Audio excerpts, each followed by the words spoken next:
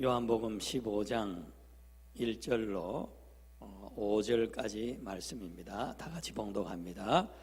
나는 참 포도나무요 내 아버지는 농부라. 무릇 내게 붙어 있어 열매를 맺지 아니하는 가지는 아버지께서 그것을 제거해 버리시고 무릇 열매를 맺는 가지는 더 열매를 맺게 하려 하여 그것을 깨끗하게 하시느니라. 너희는 내가 일러준 말로 이미 깨끗하여졌으니 내 안에 거하라. 나도 너희 안에 거하리라. 가지가 포도나무에 붙어 있지 아니하면 스스로 열매를 맺을 수 없음 같이 너희도 내 안에 있지 아니하면 그러하리라. 나는 포도나무요 너희는 가지라. 그가 내 안에 내가 그 안에 거하면 사람이 열매를 많이 맺나니 나를 떠나서는 너희가 아무것도 할 수 없음이라.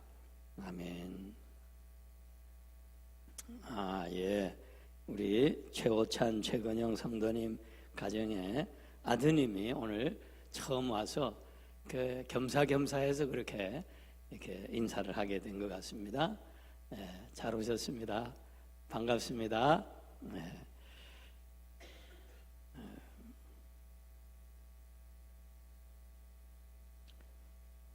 오늘 말씀 보니까 나를 떠나서는 너희가 아무것도 할 수 없음이라 그랬습니다. 예수님을 떠나서는 우리가 아무것도 할 수 없다라는 거예요.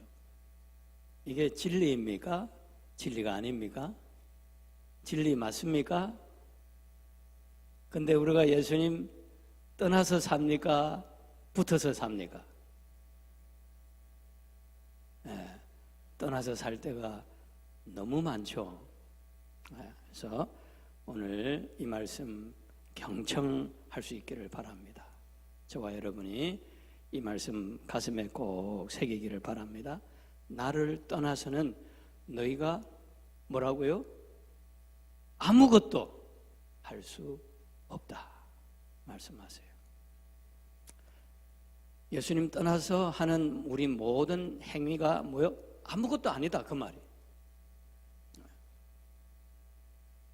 대령으로 갓 진급한 한 장교가 새 사무실 책상에 앉아서 자기 어깨에 붙어있는 번쩍번쩍하는 계급장을 이렇게 저렇게 바라보면서 자랑스럽게 싱긋이 웃으며 어색해하고 있었습니다. 그때 마침 이등병 하나가 사무실로 들어와서 충성 격려를 하고는 무슨 말을 하려고 그러는 거예요. 잠깐 사병 잠깐만 내가 지금 전화할 때가 있으니까 잠깐만 기다리게. 그리고는 전화번호를 돌리고 전화통에 대고 말했습니다. 안녕하십니까 박 장군님. 장군님께서 다른 세 분의 장군님들과 함께 저를 만나기를 원하신다고요? 네, 오늘 오후 2시요? 좋습니다. 장군님, 물론입니다. 제가 거기로 가겠습니다. 감사합니다. 하고는 전화를 내려놓았습니다. 그리고는 잘난 체하는 표정으로 이등병에게 근엄하게 말했습니다. 자, 사병, 무슨 일로 왔는가? 이등병이 대답합니다. 대령님, 사무실에 전화선을 연결해 드리려고 왔습니다. 잘난 체하던 신임 대령은 이등병 앞에서 큰 창피를 당하고 말았습니다. 스스로 잘난 체하면 언제 부끄러움을 당할지 모른다라는 거죠. 제자 된 우리의 가장 기본된 도리는 겸손히 예수님께 붙어 있는 것인데 우리가 교만해서 이 기본을 벗어날 때가 너무너무 많다라는 것입니다. 그래서 고통을 당하고 열매 없는 삶을 살면서 새사랑의 손가락질을 당하며 수치를 당할 때가 많이 있다라는 거죠. 오늘 본문에는 예수님께서 하나님을 포도원 농부로, 예수님을 포도나무로, 제자들을 가지로 비유하고 있습니다. 그리고 농부 되신 하나님은 많은 열매를 원하셔서 열매 맺지 못하는 가지는 잘라버리시고 열매를 맺는 가지는 더 많이 열매 맺도록 하기 위해서 말씀으로 깨끗하게 하신다 그랬습니다. 그러면 하나님이 많은 열매를 원하신다는데 무슨 열매를 원하시는 것일까요?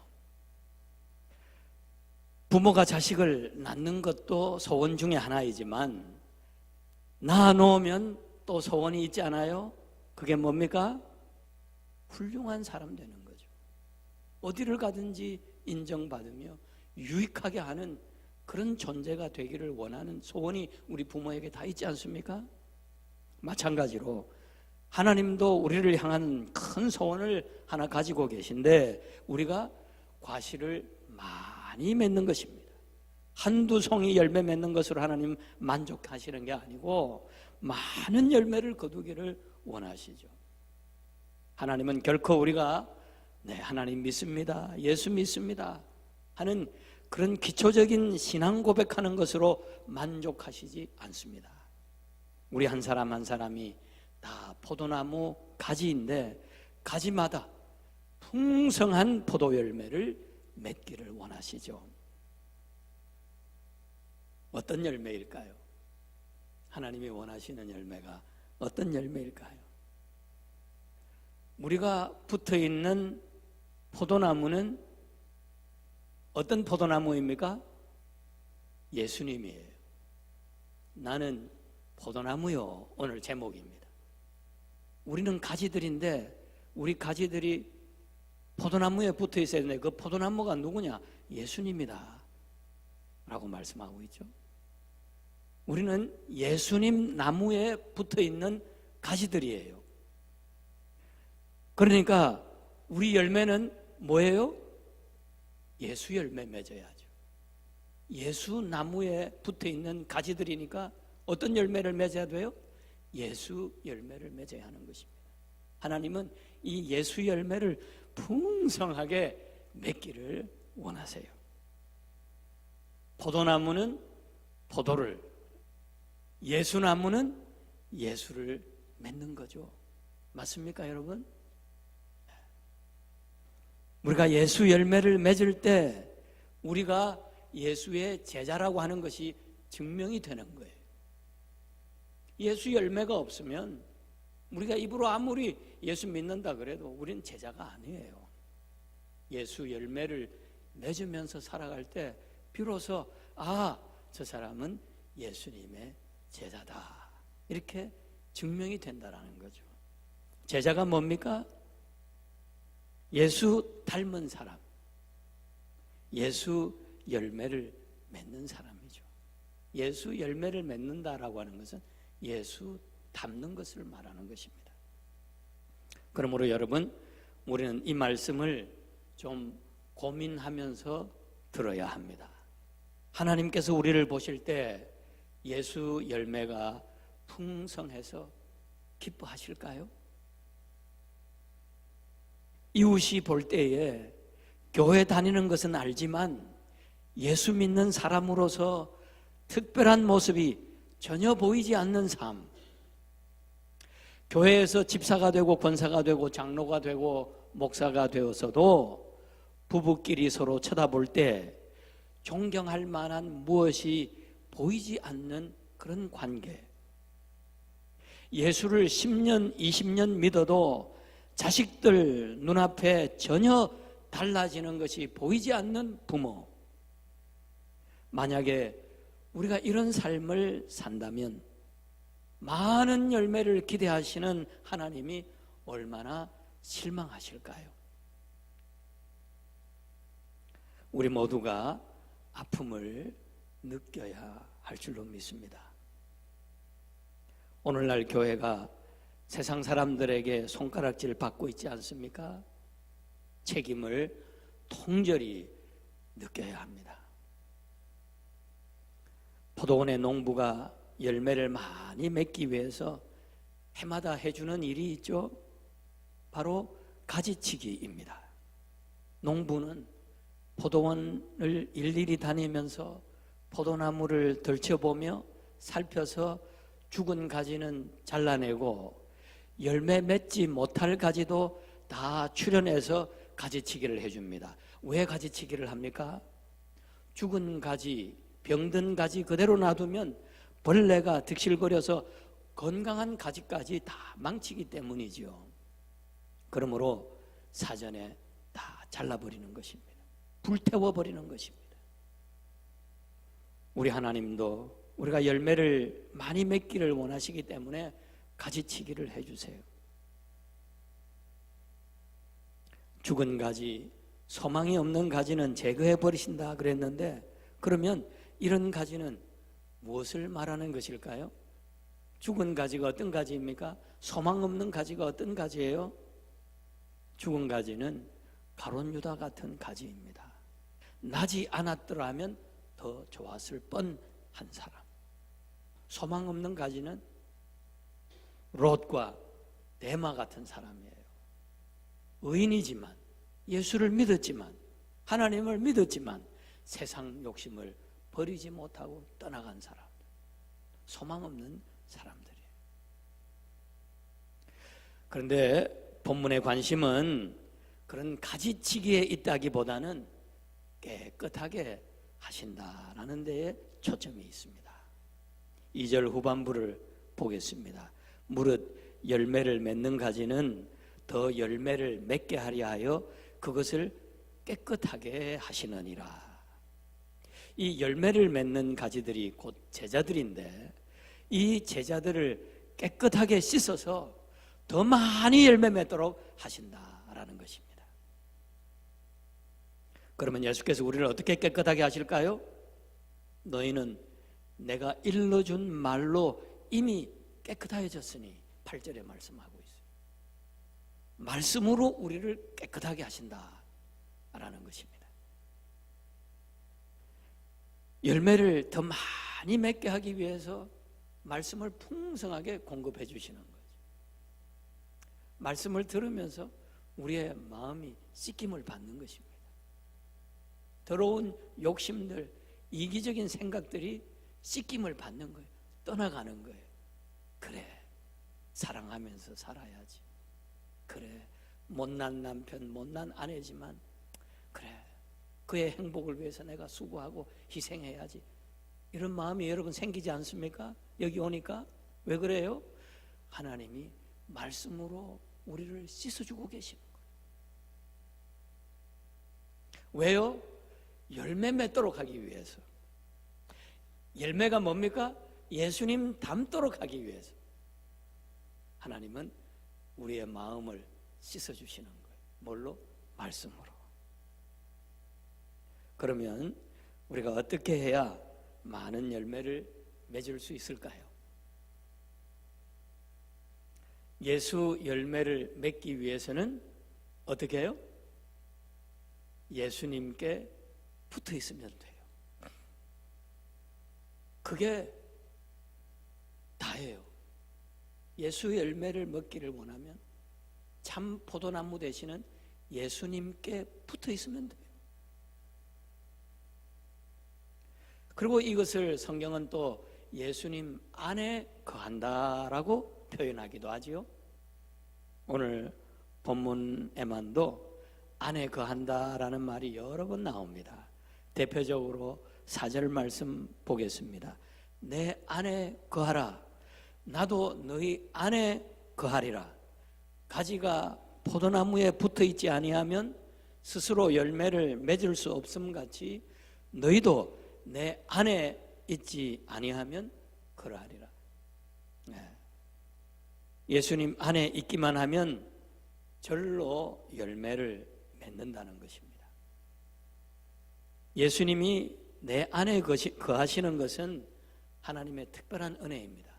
하나님의 은혜로 예수 믿고 구원받은 그런 삶이 된 거죠. 그렇죠? 구원받은 사람들 안에 우리가 들어오게 된 것입니다. 예수님 안에 들어온 거예요. 예수님 안에 들어오는 것은 뭐예요? 하나님의 특별한 은혜예요. 그러나 내가 예수님 안에 거하는 것은 내가 특별히 노력해야 되는 것입니다. 저절로 되는 게 아니에요. 은혜로 되는 것도 아닙니다. 내가 결단하고 내가 노력하고 그렇게 예수님 안에 거할 수 있는 거예요. 예수 믿는 사람은 다 예수님 안에 있습니다. 그러나 그 안에 거하기 위해서는 내가 노력해야 합니다. 계시록 3장 10절 말씀입니다. 볼지어다 내가 문 밖에 서서 두드리노니 누구든지 내 음성을 듣고 문을 열면 내가 그에게로 들어가 그와 더불어 먹고 그는 나와 더불어 먹으리라. 예수님께서 문까지 찾아와 주시지만 문을 여는 것은 누가 해야 돼요? 내가 열어야 하는 것입니다. 문을 열도록 예수님께서 문을 두드려 주고 계세요. 문을 여는 건 내가 해야 되는 거예요. 그렇게 문을 내가 열면 주님께서 내 안에 들어오셔서 함께 먹고 마시고 그렇게 함께 살아갈 수 있게 되는 거예요. 예수님과 함께 살게 되는 거죠. 예수님 안에 있으면서도 예수님과 아무런 상관없이 사는 경우가 얼마나 많은지 모릅니다. 이런 관계는 예수님과 아주 불편한 관계예요. 간섭받기 싫어하는 그런 관계입니다. 그래서 내 마음에 주님이 계시지 않는 것처럼 사는 것이죠. 그러면 무엇이 예수님 안에 있는 삶입니까? 내 마음 문을 열고 그분을 모시고 그분과 함께 먹고 마시는 아름다운 교제의 관계입니다. 그런 교제의 관계에 들어가려면 우리가 어떤 노력을 해야 하겠습니까? 7절을 보면 두 가지를 말씀하고 있어요. 너희가 내 안에 거하고 내 말이 너희 안에 거하면 무엇이든지 원하는 대로 구하라. 그리하면 이루리라. 너희가 내 안에 거하고 내 말이 너희 안에 거하면, 이게 예수님 안에 거하는 삶입니다. 무엇이든지 원하는 대로 구하라. 그리하면 이루리라. 이건 결과예요. 말씀과 기도가 들어있는데 여기 위에서 볼 것은 내가 너희가 내 안에 거하고 내가 너희 안에 거하면 이렇게 말씀해야 될 그런 상황인데, 내가 대신에 너희가 내 안에 거하고 내가 너희 안에 거하면 할 것을 어떻게 했습니까? 내 말이 너희 안에 거하면, 그렇게 말씀하고 있어요. 예수님이 우리 안에 거한다라고 하는 말은 무엇과 같다? 예수님의 말씀이 우리 안에 거하는 것과 같은 거예요. 왜 그렇게 바꿔놨을까요? 우리가 꼭 알아야 하는 중요한 것이 있기에 예수님께서 내가 대신에 내 말을 이렇게 바꿔놓으신 것입니다. 예수님이 우리 안에 거하기 위해서는 뭔가 눈에 보이고 손에 잡히는 것이 있어야죠. 뭔가 구체성이 있어야죠. 그게 말씀이라는 것입니다. 예수님은 영이십니다. 이미 육신으로 떠나가셨어요. 이제 영으로 우리와 함께 하십니다. 아무리 우리가 그분을 모시고 있다, 내가 그분 안에 있다 해도 구체성이 없습니다. 손에 잡히는 것이 없어요. 그러므로 잘못하면 놓치기 쉽습니다. 그러나 말씀은 눈에 보이고 손에 들 수 있는 구체적인 증거입니다. 그러므로 예수님을 내 마음에 모신다 할 때는 예수님이 하신 말씀을 내가 묵상하면 그것이 예수님을 모시는 것이 되는 것이지요. 말씀을 묵상하며 사는 삶은 시냇가에 심긴 나무처럼 사시사철 열매를 풍성하게 맺습니다. 왜요? 가지가 나무에 붙어 있고 우리가 예수님 안에 거하기 때문입니다.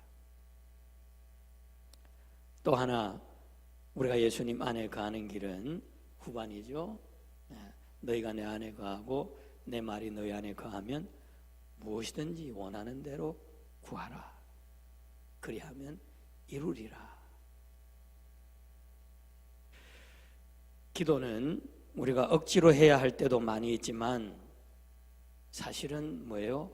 호흡처럼 자연스럽게 돼야 하는 거예요. 그래서 말씀하시죠? 쉬지 말고 기도하라. 그 말은 뭐예요? 쉬지 말고 숨을 쉬라 라는 것과 같은 거예요. 호흡처럼 자연스러운 기도를 말씀하고 있는 거예요. 하나님의 말씀을 펴놓고 읽고 묵상하고, 그래서 그 말씀을 가지고 예수님과 깊은 사랑의 교제를 하기 시작하면 말문이 열립니다. 말문이 열리면 기도가 되는데요, 이게 바로 호흡처럼 자연스러운 기도입니다. 남녀가 처음으로 데이트를 하면 머리를 굴려가면서 대화할 거리를 찾고 그렇게 이어나가야 합니다. 해야 할 말, 안 할 말 가려가면서 대화를 하지요. 참 힘들고 불편합니다. 서먹서먹합니다. 그러나 자주 만나게 되면 나중에는 정이 들고 사랑에 빠지죠. 그러고 나면 만나서 대화를 나눌 때 머리를 굴립니까? 안 굴립니까? 굴릴 필요가 없어져요. 무엇인지 편안하게 말하는 관계가 되는 것입니다.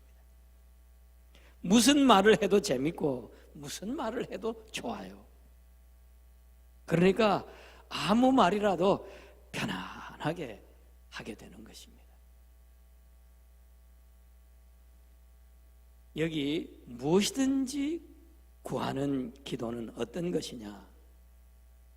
말씀을 묵상하고 살아계신 주님과 깊은 교제를 하면서 주님의 마음을 읽고 그 사랑에 흠뻑 젖어서 무엇이든지 주님과 부담 없이 얘기하듯 기도할 수 있게 되는 그런 관계입니다.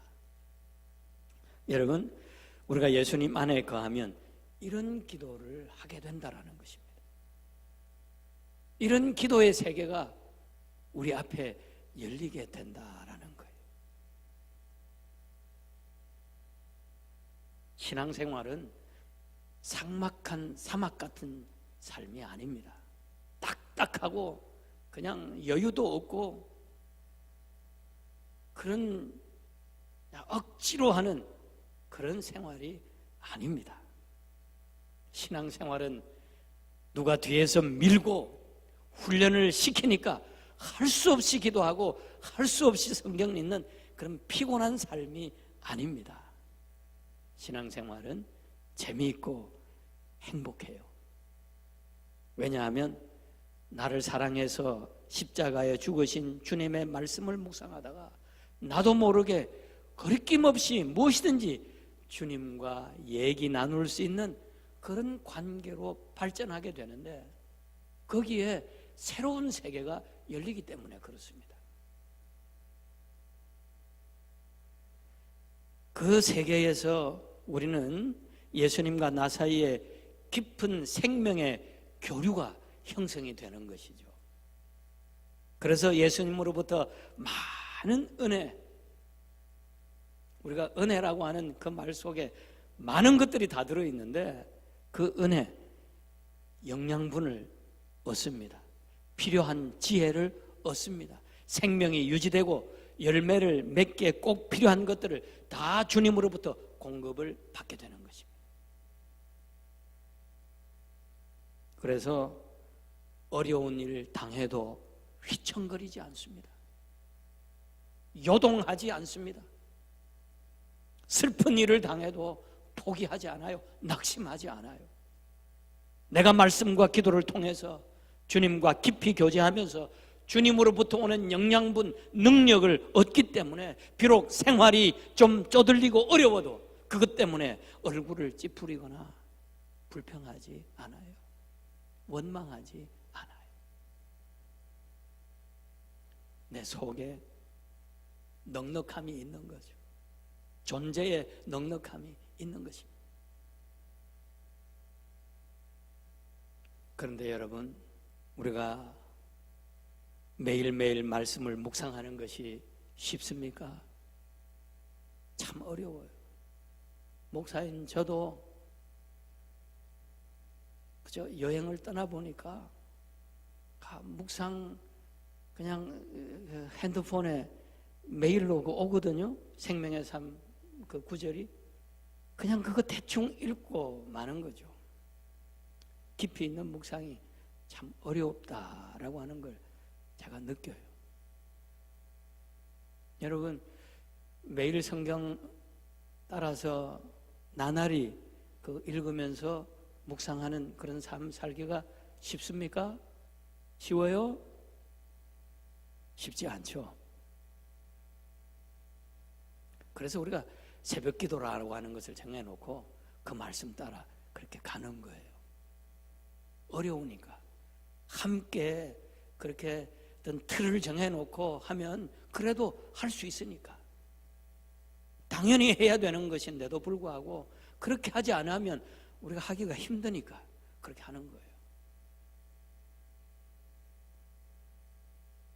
무엇이든지 얘기할 수 있을 정도로 주님과 깊은 관계 속에 산다라고 하는 것이 여러분 그렇게 쉽습니까? 살다 보면 주님이 어디에 있는지 자취도 없죠. 얼마나 바쁩니까? 이민생활.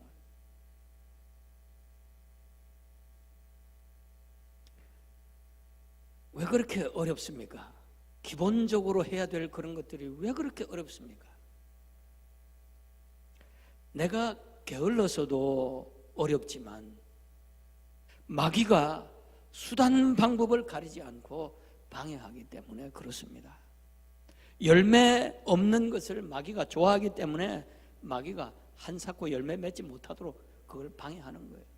말씀 읽지 못하도록, 기도하지 못하도록, 그런 새로운 세계에 들어가지 못하도록 마구잡이로 방해하는 것입니다. 세상의 욕망 가지고 이기적인 생각 가지고 살아가도록 내버려 두는 것입니다.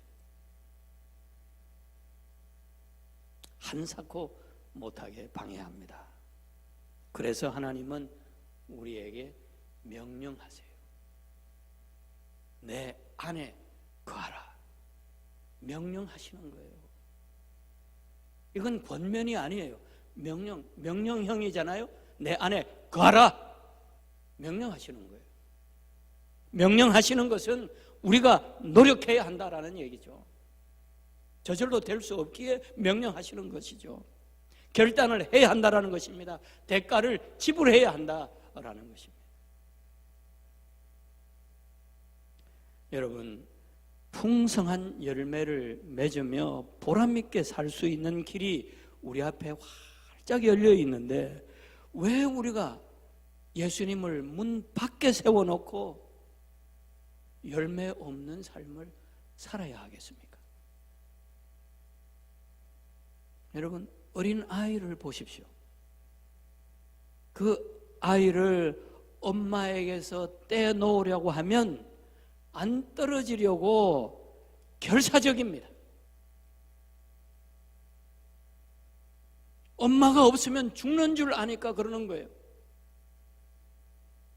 그런데 우리는 예수님하고 떨어져 있어도 그만, 붙어 있어도 그만. 왜 그렇습니까? 왜 그렇습니까? 너희가 나를 떠나서는 아무것도 할 수 없느니라 그러시는데도 예수님 떠나서 왜 그렇게 잘 살아갑니까? 아무것도 아닌 삶을 왜 그렇게 열심히 살아갑니까? 왜 그렇습니까? 다 교만하기 때문에. 예수님 떠나서 내가 아무것도 할 수 없다라는 것을 내가 인정하지 않기 때문에 그런 거예요. 깨닫지 못하니까 그런 거예요.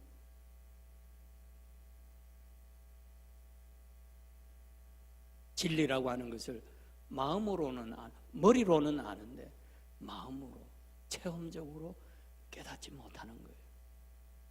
그래서 사탄 마귀가 예수님과 우리를 떼놔도 그저 태연하게 살아가는 거예요. 나 혼자서 할 수 있다라는 거죠.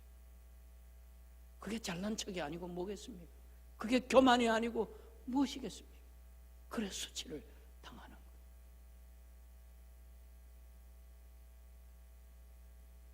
우리도 이 엄마에게서 떼놓으려고 할 때 결사적으로 그렇게 반응하는 아이처럼 그런 각오와 결단을 가지고 나무 대신 예수님에게서 떨어지지 않으려고 최선을 다하는 저와 여러분 될 수 있기를 바랍니다. 그게 겸손입니다, 여러분. 이 겸손을 회복할 수 있게 되기를 바라요. 참 겸손하기가 쉽지 않습니다. 오늘 목장에 가셔서 한번 나눠보세요. 겸손하고 우리는 거리가 멀어요. 어느새 우리는 교만한 생각을 가지고 교만에 차서 살아가는 인간이에요. 인간의 본성이 그래요. 주님 떠나서는 살 수 없습니다. 은혜 아니면 살 수 없습니다. 진정으로 그렇게 고백하며 살아가는 저와 여러분 될 수 있기를 바랍니다. 예수님 떠나서는 내가 아무것도 할 수 없습니다. 그래서 예수님에게서 떨어지지 않으려고 말씀 붙들고 주님과 깊은 교제 속으로 나아가 그렇게 새로운 세계를 경험하며 살아가는 저와 여러분 될 수 있기를 바랍니다. 그럴 때 우리는 열매를 맺을 수 있습니다. 예수 닮는 열매, 예수 열매 풍성하게 맺으며 살아갈 수 있습니다. 예수님은 모든 것을 다 가지신 분이에요. 그분에게는 생명의 원천이 있습니다. 지혜의 보화가 있습니다. 그분에게는 우리의 모든 문제를 풀고도 남음이 있는 그런 능력이 있습니다. 그러므로 말씀 묵상과 기도로 그분과의 깊은 교제 속으로 나아가시는 예수님 안에 거하는 저와 여러분의 삶이 회복될 수 있기를 간절히 축복합니다. 예수 닮으며 예수 열매 맺는 저와 여러분의 삶이 되시기를 축복합니다.